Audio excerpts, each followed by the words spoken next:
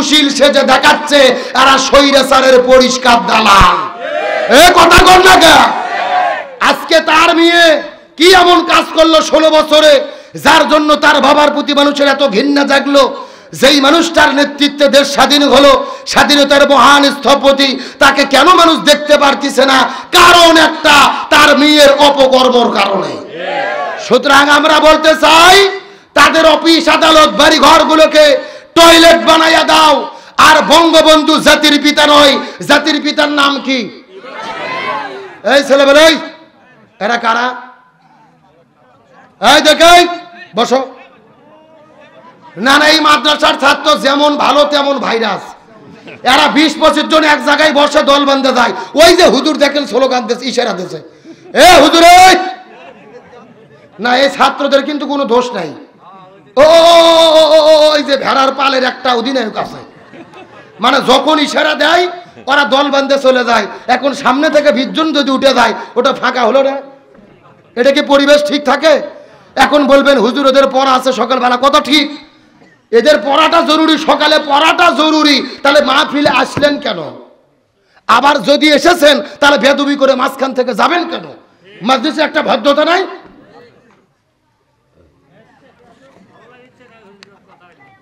ও চুলকুনি উঠেছে মনে হয় না?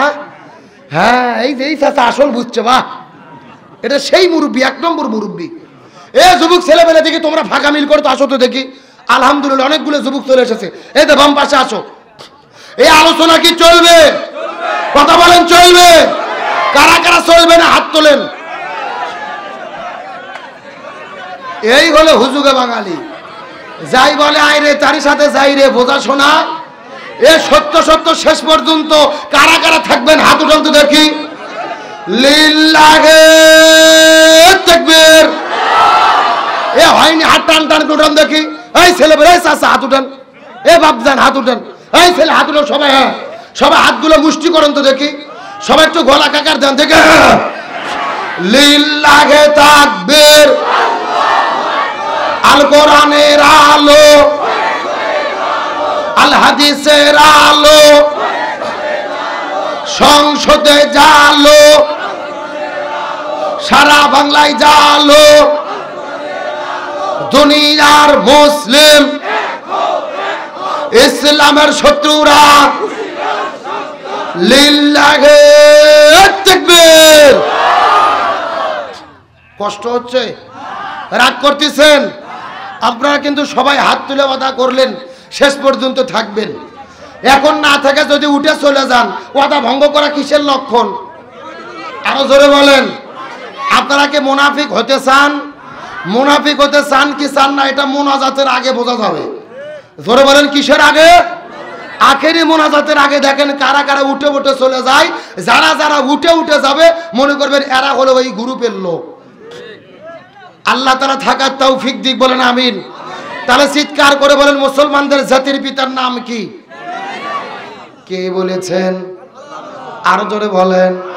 আল্লাহ তাআলা বলেন, মিল্লাত আবিকুম ইব্রাহিম ওয়া সাম্মাকুমুল মুসলিমিন।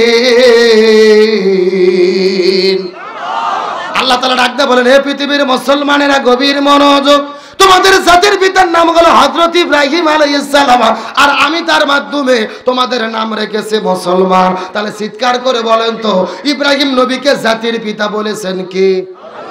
আরো জোরে বলেন। তাহলে ইব্রাহিম নবী বাদ দিয়ে কাউকে জাতির পিতা বলা যাবে?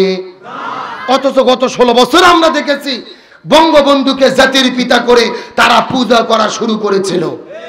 আমার মনে বলে স্পষ্ট শিরিক করার কারণে আল্লাহ সহ্য করতে পারেনি।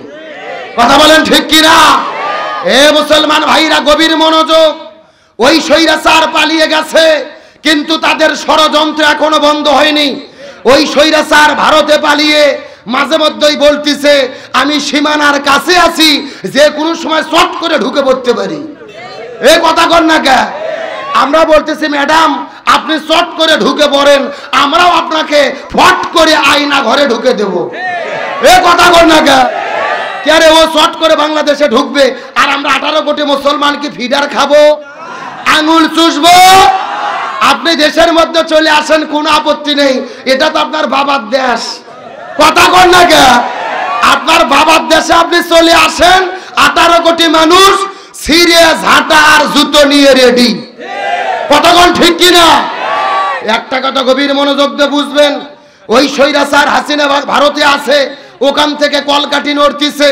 ছাত্র জনতার বিপ্লবের ফলে যেই সরকার গঠন করা হলো, এই সরকারের ভেতরে এমন কিছু উপদেষ্টা তারা নিয়োগ দিচ্ছে যারা স্বৈরাচার হাসিনা আর আওয়ামী লীগের পাঁচাটা গোলাম ছিল, যারা আওয়ামী লীগের পাঁচাটা দালাল ছিল। তার মধ্যে অন্যতম হলেন মোস্তফা সারোয়ার ফারুকী। গত 2 দিন আগে তাকে উপদেষ্টা বানানো হলো। এই মোস্তফা সারোয়ার ফারুকীকে, যিনি শাহবাগের গণজাগরণ মঞ্চে দাঁড়িয়ে আপনার স্লোগান দিয়েছিল, আল্লামা আহমদ শাহ শফী রহিমাহুল্লাহ হুজুরকে তেতুল হুজুর বলে গালি দিয়েছিল। এমনকি হেফাজতের শাপলা চত্বরে হুজুরদেরকে মারার পরে তিনি ফেসবুকে পোস্ট দিয়েছিল যে জঞ্জল ফাঁকা হইয়া গেল। এই লোক যদি সরকারে যায় আমরা কি মানতে পারি? কোনো চা লাগবে না, সাইড করেন তো দেখি। কারো চা খাওয়া লাগবে না, সাইড করেন। আমার দিকে লক্ষ্য করেন। এই ফারুকী সাহেবকে, যিনি তার অভিনয়ের ভেতরে সমকামিতাকে প্রমোট করে, তার অভিনয়ের ভেতরে অশ্লীলতাকে প্রমোট করে, আমরা পরিষ্কার করে বলতে চাই, যেই অভিনেতা সমকামিতাকে প্রমোট করে, যেই অভিনেতা অশ্লীলতাকে প্রমোট করে, ওই স্বৈরাচার হাসিনার যে দালাল ছিল, এই সরকারের ভেতরে এ জায়গা পাবে, এটা ছাত্র জনতা মেনে নিতে পারে না। আমি মনে করি এটা জুলাই এবং আগস্টের ছাত্রদের গণবিপ্লবের সঙ্গে গাদ্দারি করা। তার স্ত্রী তিশা বঙ্গবন্ধুর বায়োপিক সিনেমা তৈরি করেছে। যেই লোকটা প্রত্যেকটা মন্ত্রীর সঙ্গে পলকের সঙ্গে সেলফি তুলে তুলে পেজের মধ্যে ছাড়তো, আওয়ামী লীগের দালালি করেছে। আমরা পরিষ্কার করে বলি, আওয়ামী লীগের কোনো দালালকে সরকারে জায়গা দেওয়ার জন্য ছাত্র জনতা স্বাধীন করে নাই। তিনি ফেসবুকে পোস্ট দিয়েছে, পেজের মধ্যে পোস্ট দিয়েছে। ফেসবুকে পোস্ট করে যদি সরকারে জায়গা হয়, উপদেষ্টা হওয়ানো যায়, তে সরোয়ার ফারুকীর চাইতে হিরো আলম উপদেষ্টা হওয়া ভালো। এ কথা কর না কে? হিরো আলম আজকে তার ফেসবুকে পোস্ট দিয়েছে যে আমার কাছে অহরহ ফোন আসতেছে উপদেষ্টা হওয়ার জন্য। কথা কি বোঝেন নাই? আমরা পরিষ্কার করে বলি, এই হিরো আলমও স্বৈরাচারদের বিরোধিতা করে রাজপথে নেমে রক্তাক্ত হয়েছিল। ওই তোমার ফারুকী দালালি করেছে, আর হিরো আলম হকের পক্ষে ছিল, সত্যের পক্ষে ছিল। ওই ফারুকীর চাইতে হিরো আলম শতগুণে ভালো আছে। আর যদি ফেসবুকে পোস্ট উপদেষ্টা হওয়া যায়, আমাদের প্রিয় ভাই ডক্টর মিজানুর রহমান আজহারীকে উপদেষ্টা বানাতে হবে। তার কারণ তিনি মালয়েশিয়া ছিল, ফেসবুকের মধ্যে তিনি প্রথম পোস্ট করেছিল ছাত্র জনতাকে উল্লেখ করে, লক্ষ্য করে, শুধু রাষ্ট্র, শুধুমাত্র কোটা সংস্কার নয়, বাংলাদেশের রাষ্ট্র সংস্কার করতে হবে।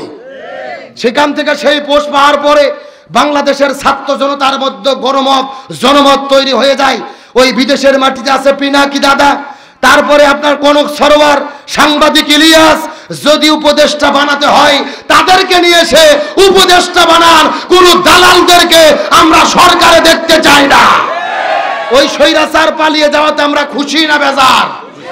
আল্লাহ তোমার দরবারেতে হাজার শুকরিয়া, আল্লাহ তোমার দরবারেতে হাজার শুকরিয়া, হাসিনা পালাইছে দেশটা সারিয়া, সকলের মুখে হাসি আসলো ফিরিয়া।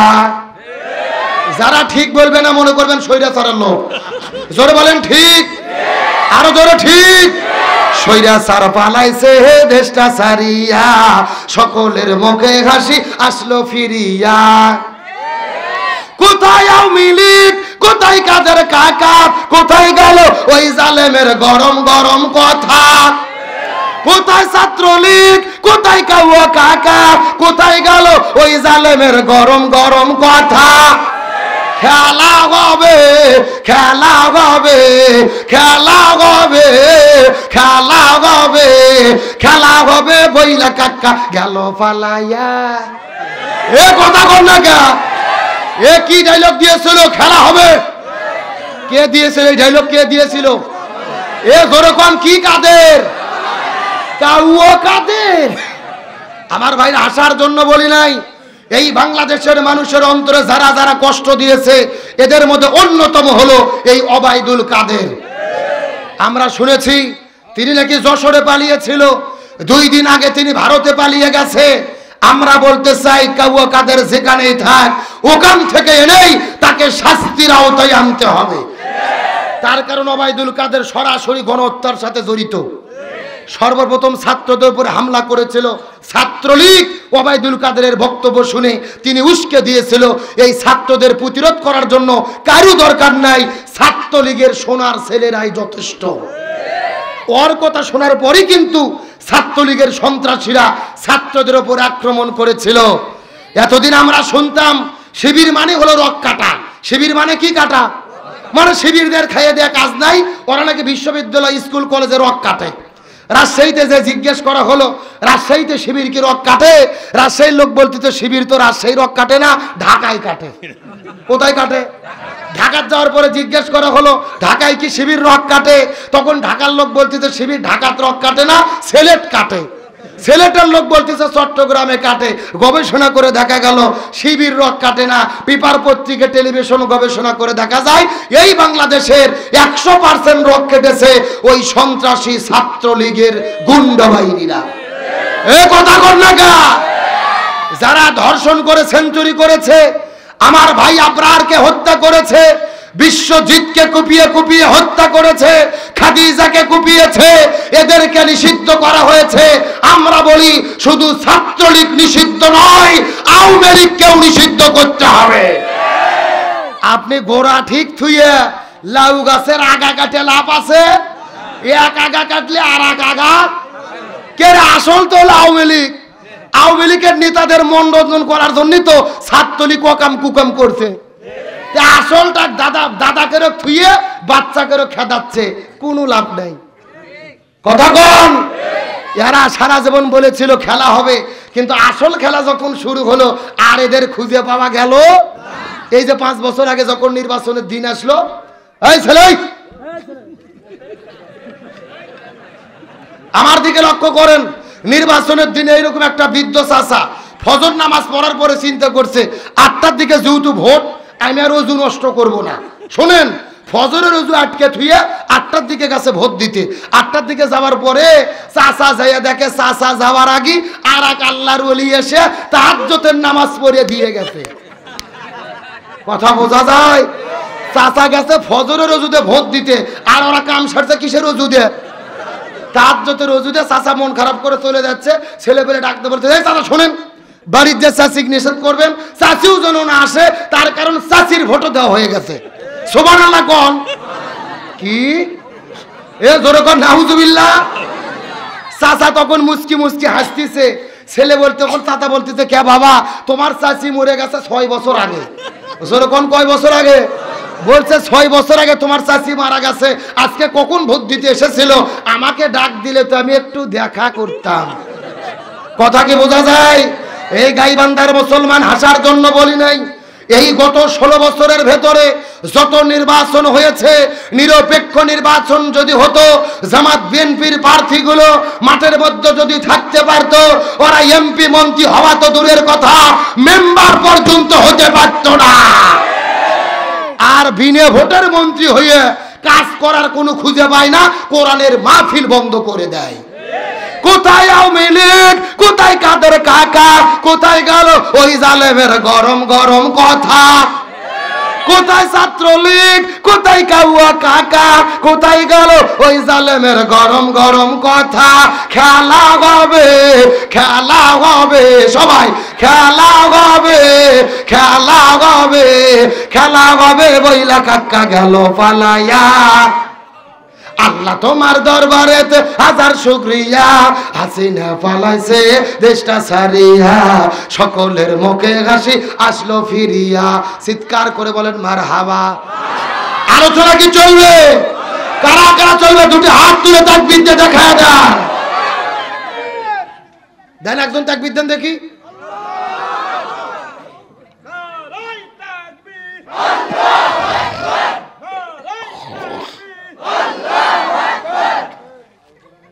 কি যে এক বিপদ রে ভাই, গাইবান্ধা জেলার তাকবীর দেওয়ার লোক নাই, স্লোগান দেওয়ার লোক নাই, এটা তো মানা যায় না। একটা যুবক ছেলেকে আছে দেখি দাঁড়িয়ে তাকবীর দেন তো দেখি, মসজিদের হুজুরকে আছে দাঁড়িয়ে তাকবীর দেন দেখি, আপনি দেন, আপনি দেন দেখি।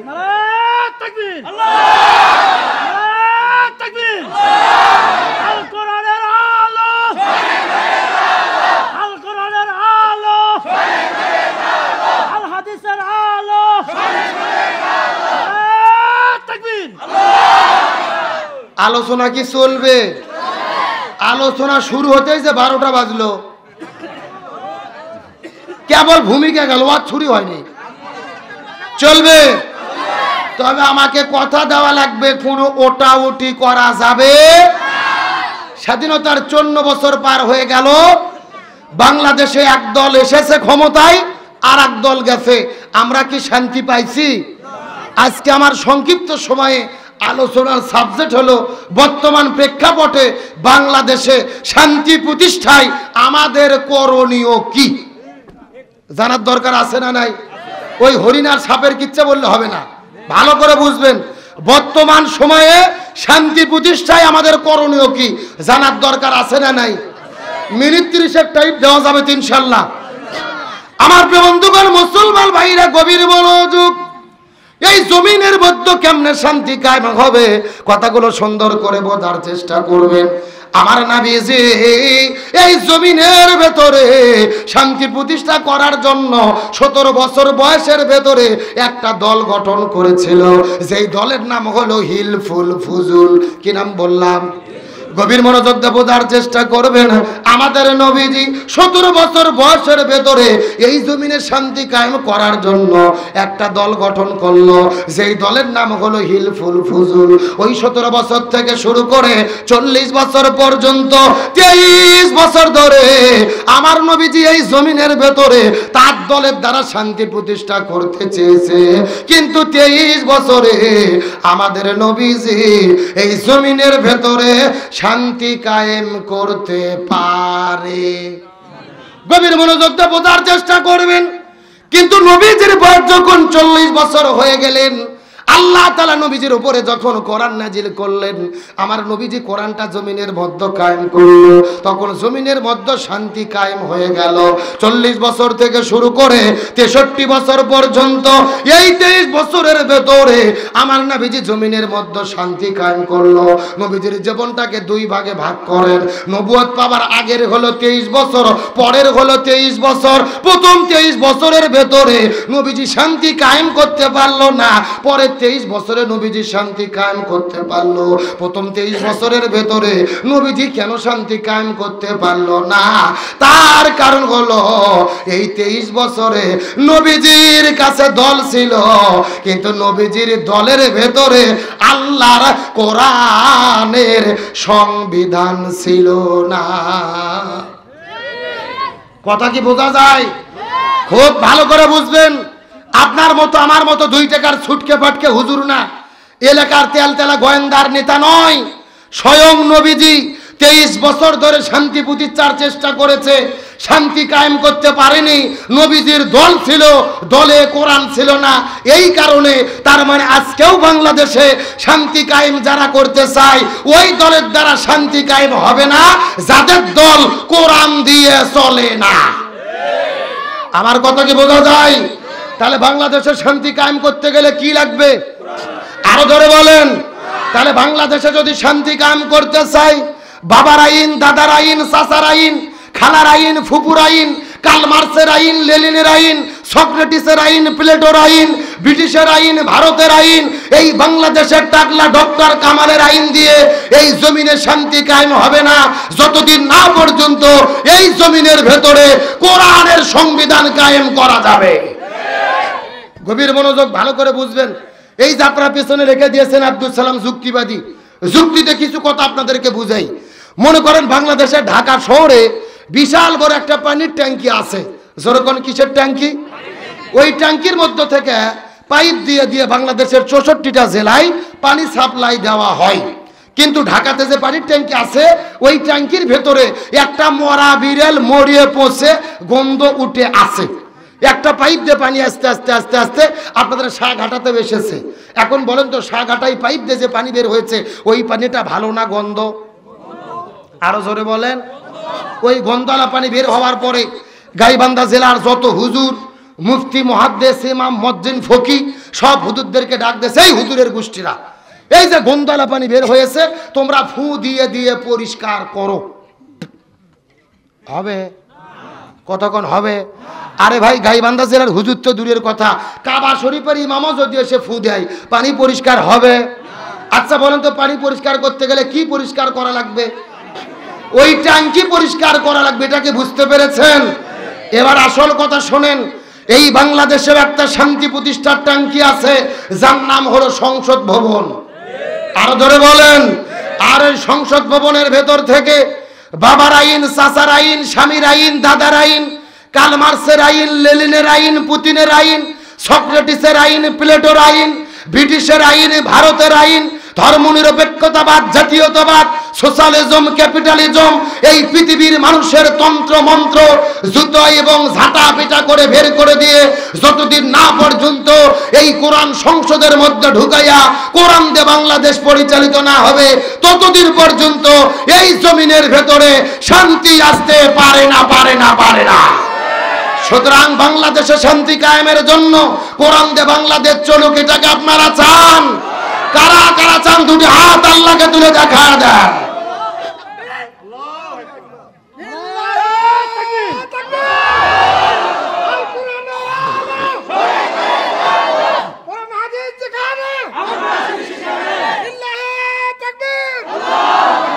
গভীর মনোযোগ লক্ষ্য করুন, তাহলে শান্তির জন্য কি লাগবে? আরো জোরে বলেন। আর এই জমিনের ভেতরে কোরআন প্রতিষ্ঠার আন্দোলন হলো ইমানদার ব্যক্তির জীবনে সবচেয়ে বড় ইবাদত। আজকের আলোচনার মূল টপিকস, আল্লাহ আমাদেরকে সৃষ্টি করছে কি করার জন্য? ওমা খলাকতুল জিন্না ওয়াল ইনসা ইল্লা লিয়াবুদুন, আমি মানুষ এবং জিনকে সৃষ্টি করেছি আমার ইবাদত করার জন্য। নামাজ ইবাদত, হজ ইবাদত, যাকাত ইবাদত, জিকির ইবাদত, সবচেয়ে বড় ইবাদত হলো এই জমিনে কোরআন প্রতিষ্ঠার আন্দোলন করা, ইকামতে দ্বীনের কাজ করা, ইসলামী আন্দোলনের কর্মী হয়ে কোরআনের আইন শাসন কায়েমে কাজ করা। এখন প্রশ্ন করবেন, হুজুর নামাজের চাইতে বড় ইবাদত কারণ কি? উদাহরণ দেই, বুঝবেন। এই বাংলাদেশে তাবলিগ নামে একটা দল আছে না নাই? এরা মসজিদে মসজিদে যায়, মানুষদেরকে ডাকে নামাজ পড়ো, বহুত ফায়দা, বহুত নেকি। আচ্ছা বলেন তো, এই তাবলিগ নামে দলের কি কোনো বিপদ বাংলাদেশে আছে? এ ভালো করে মাথার ঢুকন, কোনো বিপদ আছে? এই বাংলাদেশে জেকের পার্টি আছে না নাই? কথা কয় না। বাংলাদেশ তো পীরের দেশ, আর বর্তমানে যেমন পীর তেমন জিকির, ভণ্ডামি জিকির আছে না নাই? আমি কি দুই একটা বলবো?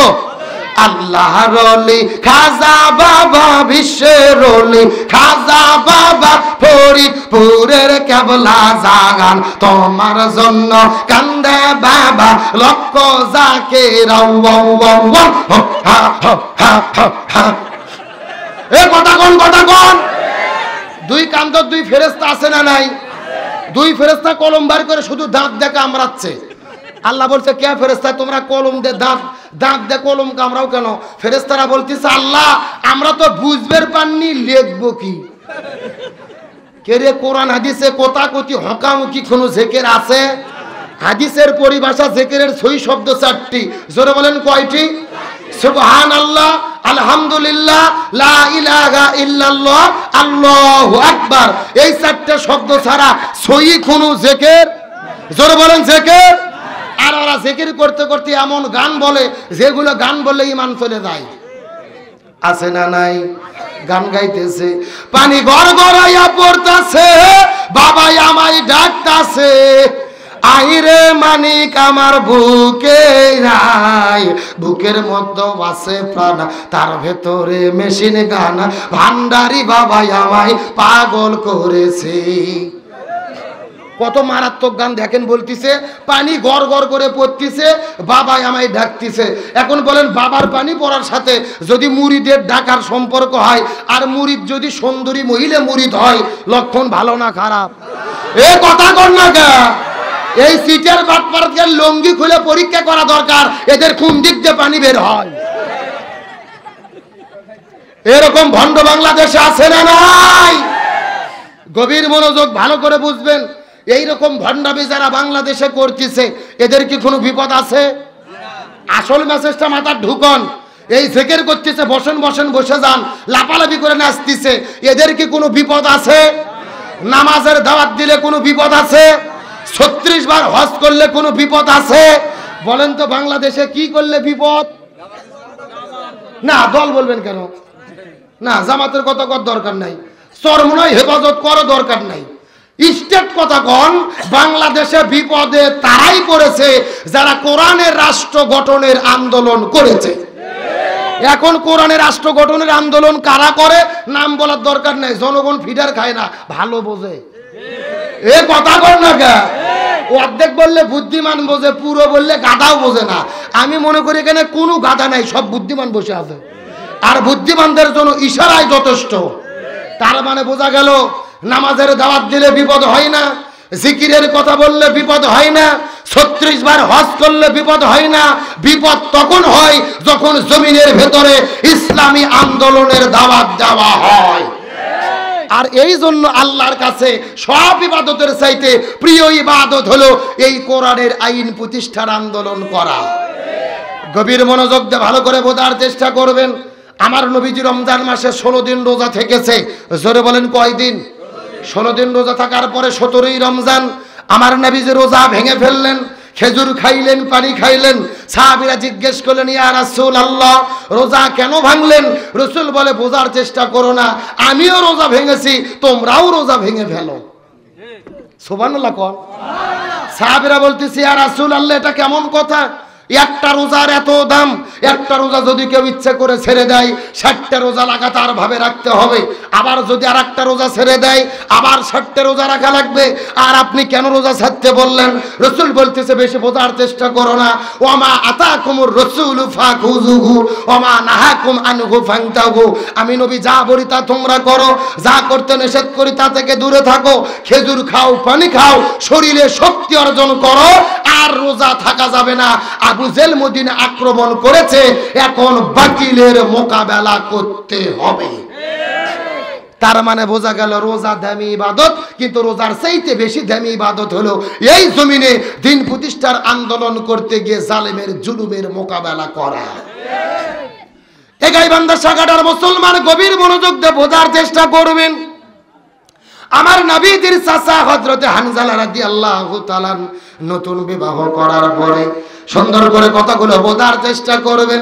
নবীদের চাচা হানজালা রাদিয়াল্লাহু তাআলা নতুন বিয়ে করার পরে বউটাকে নেওয়ার পরে আস্তে করে যখন বাসর ঘরের মধ্যে চলে গেছে, ওই বাসর ঘরে যাওয়ার পরে স্ত্রীর সঙ্গে মেলামেশা করেছে, প্রেম ভালোবাসা মহব্বত হয়ে গেছে। যখন তাদের দুইজনের উপরে গোসলটা ফরজ হয়ে গেল, এমন সময় বাইরে থেকে কে যেন ডাক দিয়ে বলে, কুতিলা মুহাম্মদ, মুহাম্মদ বিদায় নিয়ে চলে গেল। এই কথাটা শোনার পরে হযরতে হানজালা রাদিয়াল্লাহু তাআলা ওই বাসের ঘরের মধ্য থেকে হাতের মধ্যে তলোয়ার নিয়ে নতুন বউকে ঘরের মধ্যে রাখার পরে ফরজ গোসল বাদ দিয়ে আল্লাহু আকবার বলে তিনি জিহাদের ময়দানে ঝাঁপিয়ে পড়েছে। আমার বন্ধুগণ, মুসলমান ভাইরা গভীর মনোযোগ। জিহাদের ময়দানে যাওয়ার পরে ফরজ গোসল বাদ দিয়ে যাওয়ার কারণে, যেহেতু তার উপরে গোসলটা ফরজ ছিল, ও অপবিত্র ছিল, নামাজটা কাজা হয়ে গেল জিহাদের ময়দানে। 1 নয় 2 নয় 3 ওয়াক্ত নামাজ কাজা করেছে। জোরে বলেন কয় ওয়াক্ত? এ গভীর মনোযোগ দিয়ে বোঝার চেষ্টা করবেন। ফরজ গোসল তার কাজা হয়ে গেল, 3 ওয়াক্ত ফরজ নামাজ তার কাজা হয়ে গেল। কয়েকজন কাফেরকে জমিনের মধ্য থেকে বিদায় করে দিল। কিছুক্ষণ পরে পিছন দিক থেকে একটা কাফেরের বাচ্চা হানজালাকে হামলা করে আঘাত করলো। হানজালা রাদিয়াল্লাহু তাআলা তার আঘাতটা খাওয়ার পরে মাটির মধ্যে লুটে পড়ল। কিছুক্ষণ পরে আল্লাহর হুকুমে ওই হানজালা শহীদ হয়ে জমিন থেকে বিদায় নিয়ে চলে গেল।